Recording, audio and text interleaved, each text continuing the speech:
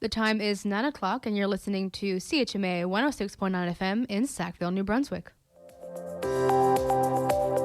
And now it's time for your CHMA News. We're broadcasting from Sackville, New Brunswick, the heart of the Maritimes and the traditional and unceded lands of the Mi'kmaq people. Coming up in the next 15 minutes, we'll have your local news, Atlantic update, weather, sports update, and some community announcements. I'm Mike Robar, and this is your local CHMA News.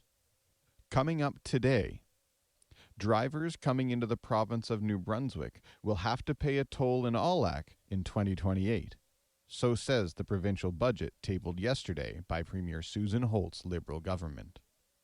But first, from the general store to the blacksmith shop, from the families and the stories dating back generations, the history of the rural community known as Upper Sackville has been brought to life by a local author and illustrator in a book set to be launched this Saturday. Remember Us, A History of Upper Sackville, New Brunswick. A 2-volume set featuring more than 700 pages will be released this Saturday, March 21st, during a special event from 2 to 4 p.m. at the Upper Sackville United Church. It is written by Catherine Fawcett Lewis and illustrated by Sharon L. Hicks, two Upper Sackville gals whose families have resided in the area since its earliest days, dating back as far as 1765. The book was conceived when the two decided there was very little written record to be found on the origins, growth, and development of the community. After a year and a half of research, study, communications with a number of longtime residents and former residents, writing, drawing, and editing, this comprehensive record is now ready to meet the world. The book features a comprehensive record of the area, consisting of historical details as well as stories and other information about the people who form the backbone of this once fully self-reliant rural community. Featured at the book launch will be the author and illustrator, as well as special guests Al Smith and Paul Bogard, representing the Tantramar Heritage Trust, David Mawhinney, representing the Mount Allison University Archives, and local historian John Carlisle. Signed books will be available for sale on site, as well as prints of some of the artist's work. The 2-volume set of coil-bound books sells for $30 per set. And now, your featured story. The plan put forth by the New Brunswick government to install a new toll in Allac has MLAs on both sides of the border asking why. Why there? Why wasn't there any consultation? In fact, why put in a toll at all? Local MLA Megan Mitten and her Nova Scotia counterpart for Cumberland North, Elizabeth Smith McCrossan, spoke with CHMA on Wednesday, the day after the budget was announced. For Mitten, it is simply a bad idea that will negatively affect two very intertwined communities and which could have been avoided had the government taken the time to properly consult with either. And so there are people who live in Nova Scotia but work in New Brunswick, have family in New Brunswick that they take care of, and even recreational things like, playing sports or shopping. There's a lot of economic activity. And so I'm concerned that having a toll close to a border is going to really negatively impact our communities here and really be a huge barrier for people who would potentially have to pay this toll hundreds of times a year. The budget, tabled in the legislature on Tuesday, is projecting an almost $1.4 billion deficit for this year, with further shortfalls for the next 3. And despite Premier Susan Holt preparing New Brunswickers for a budget of difficult decisions, only 3 departments saw cuts. Those cuts will see the civil service reduced by about 1,400 positions, the elimination of provincial veterinary services, and the closing of 6 parks and museums if they cannot be transitioned to community partners. The new toll, imposed on out-of-province vehicles using the Trans-Canada Highway near Allac, is estimated to bring in $10.4 million a year once it's completed in 2028, and is the main new source of revenue. But $10.4 million is a small drop in a $1.4 billion bucket. And though the price of the toll has yet to be announced, whatever it costs will have an outsized impact on neighboring Nova Scotia, at a time when we should be reducing interprovincial trade barriers, says Smith McCrossan. We do not need a barrier between us and New Brunswick. New Brunswick, the people of New Brunswick are our friends, they're our family. We have business relationships, working relationships, healthcare relationships that have gone on for centuries. So we do not want to do anything that could harm that. In a released statement on behalf of the Cumberland County Municipal Council, Mayor Rod Gilroy is quoted similarly, saying, "Any toll placed at this location will have direct and disproportionate impacts on Cumberland County and northern Nova Scotia." Smith McCrossan said within an hour of the announcement on Tuesday, she was receiving emails from concerned constituents. Over the next 24 hours, she received around 100, and hundreds more commented on her social media after she released her initial statement against the toll. Beyond the impact it will have on those in her region, she thinks the New Brunswick government may not have fully considered the impacts it could cause on its own residents. So if a Nova Scotia trucking company is bringing goods into New Brunswick from the Port of Halifax, that truck is going to be paying an extra tariff, an extra tax coming into New Brunswick. We all know that extra costs get downloaded onto customers. So we know that there's going to be an extra cost for New Brunswickers as well as this, if this toll gets put in place.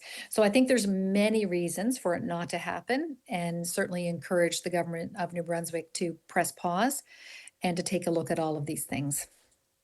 Mitten is also concerned the toll, along with what the government did choose to cut, is a sign the government may not have the best interests of rural New Brunswickers at heart. I have characterized this as an attack on rural New Brunswick in a lot of ways. We see them talking about closing small rural schools. We see the obstacles and harm that's really going to be done to farms and farmers by getting rid of the provincial vet service.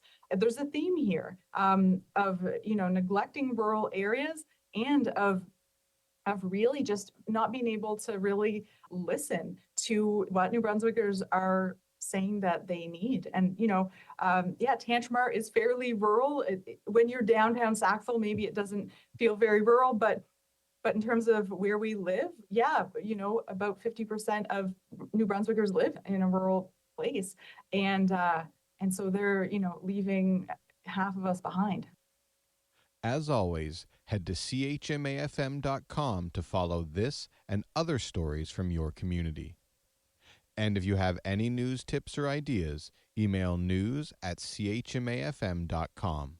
I'm Mike Robar with your local CHMA News from Tantramar. Hola, soy Max. Y yo soy Carmen. Y somos de la Asociación de Estudiantes Latinoamericanos. Y estás escuchando CHMA 106.9. And here is your CHMA Atlantic update. Police in Nova Scotia say a youth in the province and another from Manitoba were allegedly planning simultaneous attacks at their local schools.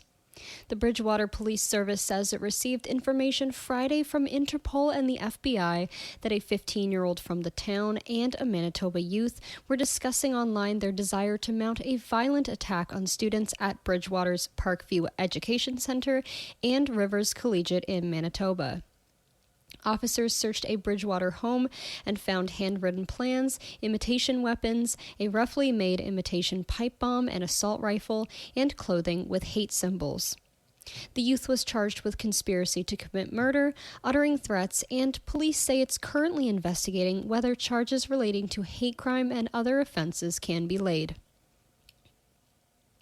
A Nova Scotia politician is urging the New Brunswick Premier to reconsider new plans to introduce a toll near the provincial boundary. Premier Susan Holt's government announced the toll in its provincial budget, estimating it would raise $10.4 million annually. The New Brunswick government said the toll would be imposed by 2028 for out-of-province vehicles on the Trans-Canada Highway by Allac, New Brunswick. Independent member of the Nova Scotia Legislature, Elizabeth Smith McCrossan, says a toll will hurt many residents in her constituency of Cumberland North who regularly cross the provincial boundary for work, shopping, and medical appointments. One of Nova Scotia's newest Oscar winners says the provincial government's decision to cut funding for arts and culture will hurt the economy. Tamara Deverell and Nova Scotia's Shane Vio won the Academy Award for Production Design over the weekend for their work on director Guillermo del Toro's Frankenstein. The win comes a few weeks after the province tabled a budget that announced millions of dollars in funding cuts for the arts and culture sector. Cape Breton-based Deverell says tourists flock to the island to attend concerts, festivals, and to see artisans at work, all of which boost the economy. Mounties in Halifax are alerting the public that several common financial scams are still racking up victims after a rash of people reported losing money over a 10-day period in the first half of March. In a release, RCMP say a person in Middle Sackville lost $300,000 in a social media romance scam, while another in Lakeside lost $25,000 from a Facebook advertisement promoting an investment in gold.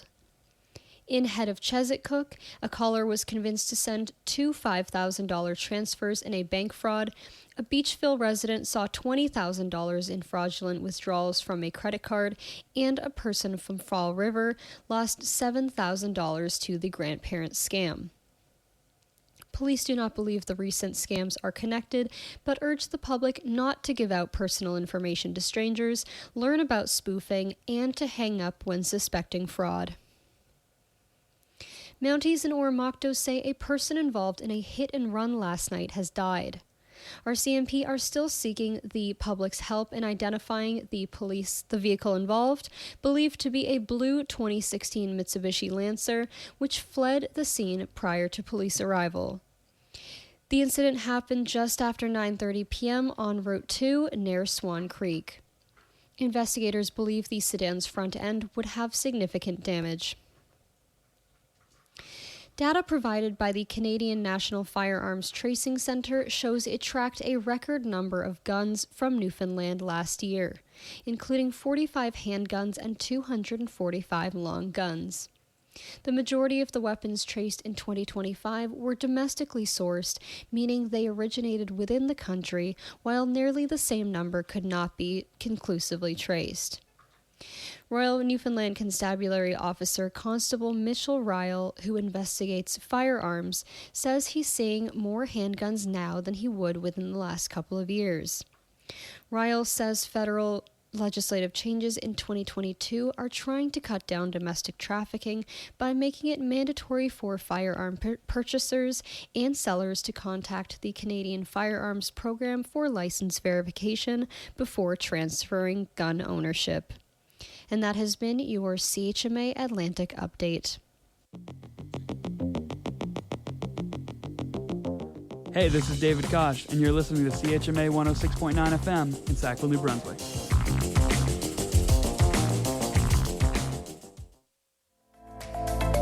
And that's Brian Nielsen with your CHMA Sports Update. Please be sure to check out Brian's show on Mondays at 8:30 a.m. for more sports commentary. Hey, I'm Seva, and you're listening to CHMA.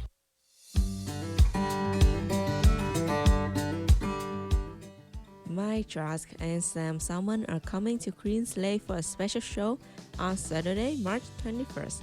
Mike brings his signature East Coast blend of country, blues, and folk, while Sam joins forces with Keith Hallett on lap steel for a stripped-back set of songs from Down for Life. Door open at 7 p.m. and music start at 7:30 at 16 Charles Street in Sackville. Tickets are $22 and are now available on Queen's Lake website.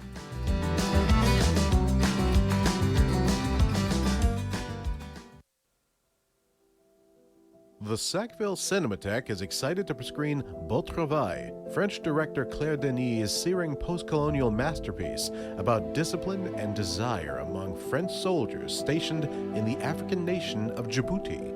The screening will take place at the Owens Art Gallery, located at 61 York Street, 7 p.m. on March 27th. That's 7 p.m., March 27th, 61 York Street.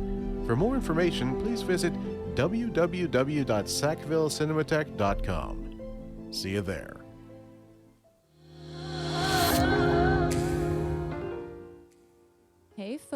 If you enjoy gardening, you can join the CD Saturday happening on March 28th from 10 a.m. to 1 p.m. This is happening at the Sackville Community Garden located at 21 Bridge Street. You can bring your seeds and houseplants to swap and share plant cuttings and also connect with fellow garden lovers. This event also marks opening day for community garden plot registration. This is the perfect chance to learn how to get involved this growing season, so don't miss out, folks.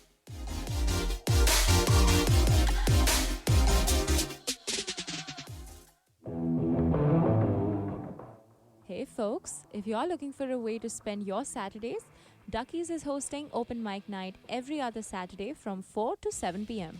Bring your acoustic music, poetry, comedy, or whatever creative spark you've got and take the stage, or just sit back and soak up the vibes with your friends.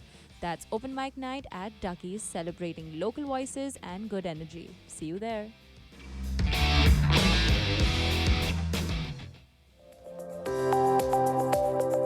And that was your CHMA News. Please visit www.chmafm.com for more news and to sign up for our email newsletter. Funding is provided by our monthly sustainers, the Community Radio Fund of Canada, and the Municipality of Tantgimar's Community Development Grant. If you have a story idea or would like to include an announcement, please write us at news@chmafm.com.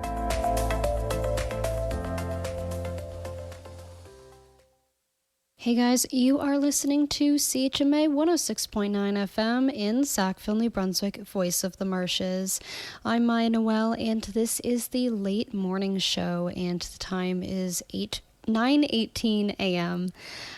We have some music to jump into, so let's get started. First up, we have Baby Bloom by Anthony Akaanghui and Saiswari, and then we have Honey by Ora Kogan. Let's go. Hey Anthony, how's it going? I'm doing really, really good. How about you? I'm alright. Alright. What's up? Looking forward for the summer.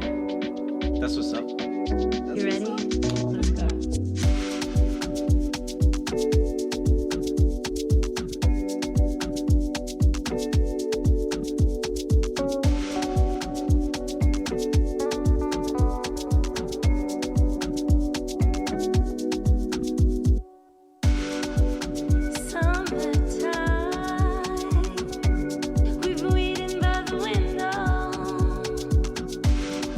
Summertime.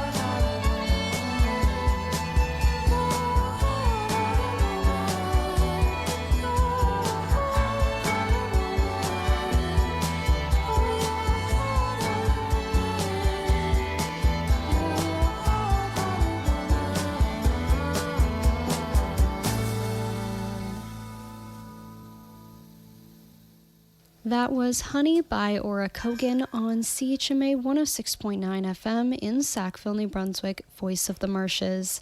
I'm Maya Noel, and you are listening to The Late Morning Show. And we also listened to Baby Bloom by Anthony Akahonghui and Sai Swari. We've only really got enough time for one more song, so I'm going to send you away with Wild Little Spring and Paths. I am back on at 5 p.m. this evening, so stay tuned. Thank you so much for listening, and I hope you have a wonderful day. Once again, this is Paths by Wild Little Spring. Bye now.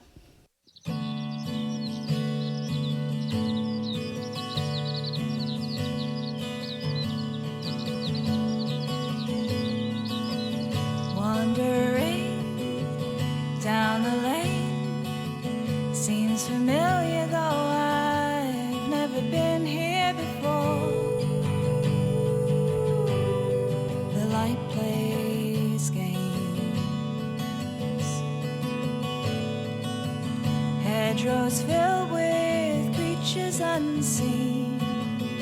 It's been an age, but I still know their names,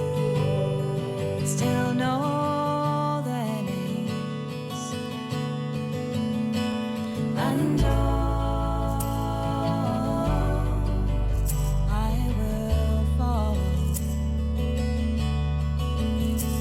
and the paths made before me.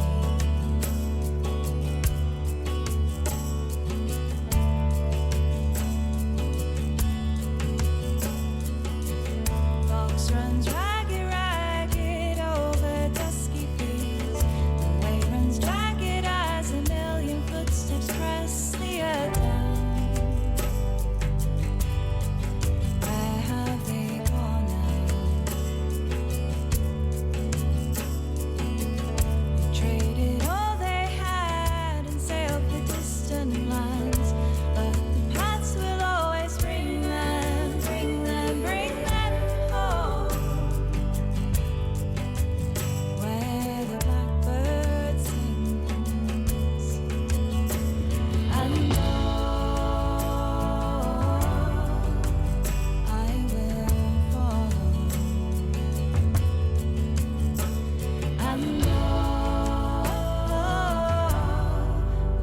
Made before me. Skylark sings her energy song, while the waves still shake the land, traversing the face of things that they before, memories smoothed by the sand.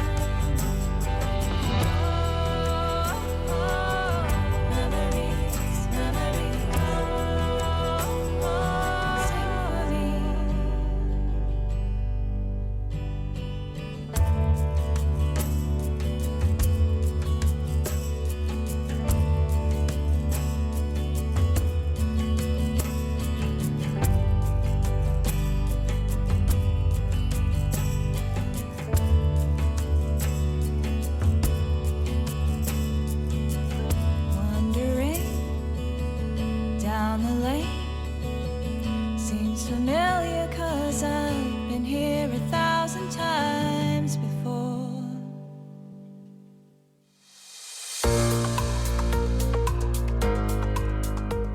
On weekdays at 1 p.m., Democracy Now! Produces a daily global independent news hour hosted by award-winning journalists Amy Goodman and Juan Gonzalez. Tune in to listen to a diversity of voices speaking for themselves, providing a unique and sometimes provocative perspective on global events.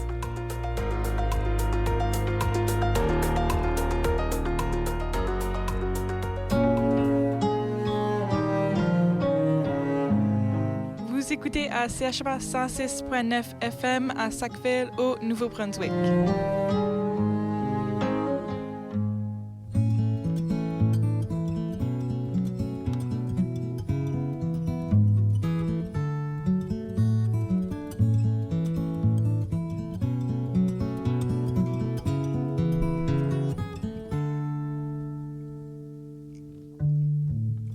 I would say I'm sorry if I thought that it would change your mind. But I know that this time I have said too much, been too unkind. So I try to laugh about it, cover it all up with lies. I try to laugh about it, hiding the tears in my eyes, 'cause boys don't cry. Boys don't cry. I would break down at your feet and beg forgiveness, plead with you. But I know that it's too late and there is nothing I can do. So I try to laugh about it, cover it all up with lies. I try to laugh about